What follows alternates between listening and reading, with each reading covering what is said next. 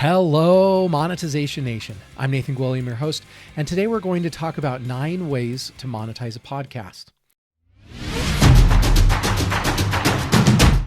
So many of us already have an online show, or we would like to create an online show, and we are trying to figure out how to turn that podcast into a viable business, or at least a viable side hustle. Did you know that 41% of Americans listen to podcasts monthly, according to Convince and Convert, and 16 million people in the U.S. are avid podcast fans? Source for that is PodcastHosting.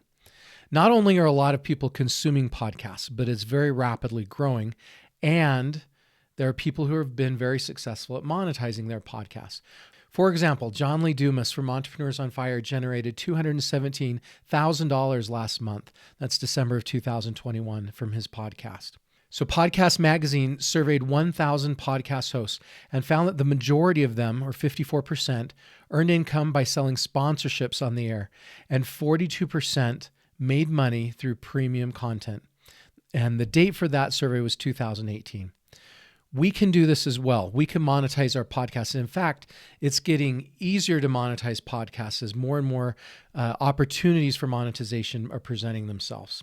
So let's go through some of those opportunities right now. I think the best way to monetize our podcast, number one, is to sell our own products and services. Normally, when I have a product or service and I want to sell it to someone, I do a cold outreach and I contact that person and try to make a sale as a salesperson. But nobody likes salespeople. And a podcast presents a much better opportunity, a much more effective way to do that. With a podcast, we can invite our potential customers as guests on the show. We can build relationships with them. We can help them to know and like and trust us, and make them much more receptive to the message we have to share. Then we're approaching them from the law of reciprocity, where we've already given them value, instead of approaching them as a cold salesperson. So selling our products and services to the guests of the show can be effective. It can also be very effective to sell our products and services to the audience on the show, who are coming to know and like and trust us as well. And there's many different ways we can do this. If we were an outdoor company that sold pergolas and we did a show about creating beautiful backyards, we could sell our pergolas to the listeners of the show. The second strategy for monetizing our show is memberships and subscriptions. And there's 2 different directions we can go with this. We can create a membership that has exclusive content for people that pay for membership. For example, maybe you show part of the interview for free and then the rest of the interview paid, or you give behind the scenes access, or you have an early access or a Q&A time period with the guest that isn't part of the free version. Maybe you have an ad-free version. Figure out a different way to give premium content or additional content to those people who subscribe. For example, the Crime Junkie podcast is one of the top podcasts on Patreon. For every $5, they give their listeners a monthly bonus episode, early access, and audio extras. At $10, patrons get all that plus discounts, stickers, and a mini episode. And for $20, patrons get everything from the first 2 tiers, plus a special monthly headlines episode, the ability to vote on episodes, and much more. The source for that is Patreon. Another example of a membership done really well by a show is Podcaster's Paradise. And this is operated by John Lee Dumas, the host of Entrepreneurs on Fire. Podcaster's Paradise is a membership site that he offers to podcasters, where he teaches them how to more effectively run and grow and monetize their show. And I believe John Lee Dumas has earned more than $7 million operating Podcaster's Paradise, charging subscribers $97 a month to participate. The third strategy for monetizing our podcast is through information products. There's a lot of different information products, from ebooks to online courses to guides to worksheets, just different ways that we can take information and productize them and sell them digitally to our customers. Did you know that according to improvedpodcast.com, e-courses surpassed $200 billion in revenue and are on path to reach $325 billion by 2025. A fourth strategy for monetizing our podcast is through affiliate marketing. Now, I'm not a huge fan of this. This is one of those areas that's maybe better than nothing, but it's probably not going to make you a ton of money. Affiliate marketing is where you get an affiliate code from another business, and you don't get paid for running advertising on a flat rate from that business. You put in that tracking code, you promote the business, and you get paid a percentage of each person that buys from that tracking code, or at least in theory you should. The problem is a lot of those tracking codes use cookies, and there's a lot of ways that sales cannot be tracked. For example, if they clear their cookies, or if they go from one device to another device, there's a lot of ways where affiliates maybe don't get all of the income from the sales that they introduced to a company. However, the last 2 months, I've received $2,000 payments each month from an affiliate that I wasn't expecting. And so to get a $2,000 check that you weren't expecting, yeah, that's definitely better than nothing. As an estimate, if your podcast has about 10,000 downloads per episode, you can make between $500 and $900 per episode in affiliate sales. And the source for that is the best media. One of the most effective affiliate or type of affiliate programs to include are the affiliate programs of your guests.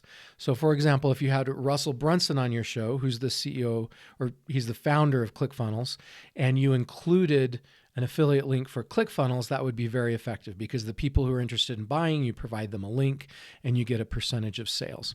And as an aside, ClickFunnels, according to people that I've talked to, is one of the best affiliate programs out there. They pay a high percentage and they pay a recurring revenue stream in perpetuity. SEMrush is another one that's done well for me. So as a side note, make sure you do not promote anything that you don't actually like, or anything that your audience would actually like. Don't promote anything that you wouldn't be proud of. Only promote the products that would also be related to your topic and your audience. Keep them very targeted. But be aware, it's hard to make a lot of money this way. You probably are not going to be able to quit your day job from affiliate programs. Some people can, but it's usually not the case. If you do choose to go down the route of affiliate programs, and my site does have affiliate links on it, make sure you do the proper disclosures so you don't get in trouble, and try to pick affiliate programs that pay you a high percentage commission. Don't go with affiliate programs that pay you 10% or something like that. It's just a lot harder for that to become profitable. ClickFunnels, for example, pays a 40% commission. And I also recommend selecting the affiliate programs that pay on a perpetual monthly basis. So for example, ClickFunnels pays you every month going forward that customer stays with ClickFunnels. The fifth strategy for monetizing a podcast is sponsorships and advertising. This is a strategy that doesn't work at the beginning when you're small. It's very hard to sell sponsorships and advertising when you don't have a lot of reach. And even if you did sell it, the amount of revenue that you generated might not be worth your time to go sell it. So this is a strategy that works once you've grown and achieved a sizable amount of reach and traffic. So when you do go this route and you're large enough to pursue sponsorships and advertising, the amount of money you generate depends on the CPM, or cost per thousand. It's how many ads you have on an episode. The advertising rates currently can range from $20 to $100 CPM. For example, if your podcast has 100,000 downloads and you charge advertisers $30 CPM for an ad, then if you had one ad per episode, you'd make $3,000 per episode. According to the best media, quote, as a general reference, once your subscriber numbers grow to at least 5,000 per episode, you can start charging for advertising space on your show. So again, going back, this isn't something you can do at the beginning, but you can definitely pursue as it takes off. And for some of the largest podcasters, this is one of their largest streams of income. Once you do have enough traffic and you do choose to go down the sponsorship and advertising route, there are podcast advertising networks you can join, such as Podcorn, Podgrid, Midroll, and AdvertiseCast. If you're too small now to go down the path of advertising and sponsorships, there is something you should do now. And this is an insider secret. There is a strategy for ad insertion called dynamic ad insertion. And instead of selling an ad on an episode that is always statically on that episode for the next 10 years, there's a different way to do it. You can dynamically insert an ad. So when you sell an ad this month, it can show across all of your back episodes and all of your downloads this month. That's dynamic ad insertion. And if you start inserting those codes now, then when you are large enough and you sell an ad, it can go across all of your back issues and not just the current episode you're publishing. The sixth way to monetize your podcast is by selling merch. Put up an e-commerce store. There's lots of different ways to do this. I highly recommend, if you're going this direction, that you create a marketplace, not just a store. With a marketplace, you can allow other vendors in your industry to sell products in your store that you don't have to inventory and you don't have to fulfill, but you can generate the revenue and pay them their percentage. A lot of podcasters put their logo or they put their key phrases that resonate with their audience on merchandise like shirts, mugs, socks, hats, etc. And there's companies like PodSwag that can help you do this. The seventh strategy for monetizing your podcast is to charge guests.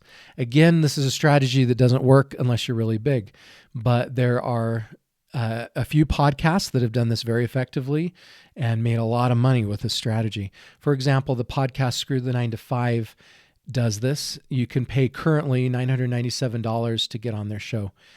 The eighth strategy for monetizing your podcast is repurposing your content. And this may not seem like a direct advertising strategy, but it can be relatively effective. So for example, with Monetization Nation, we don't just publish a podcast, but we also repurpose our content in many different ways where we can monetize through those other channels. For example, we put a video version of our podcast up on YouTube, or we create a blog for our podcast and publish that on our website and on Medium and other places.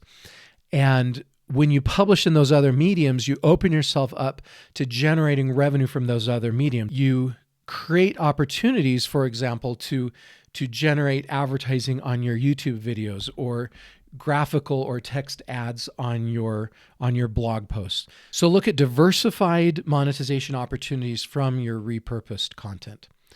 And the ninth and final monetization opportunity that we're going to talk about today from your podcast is crowdfunding and donations.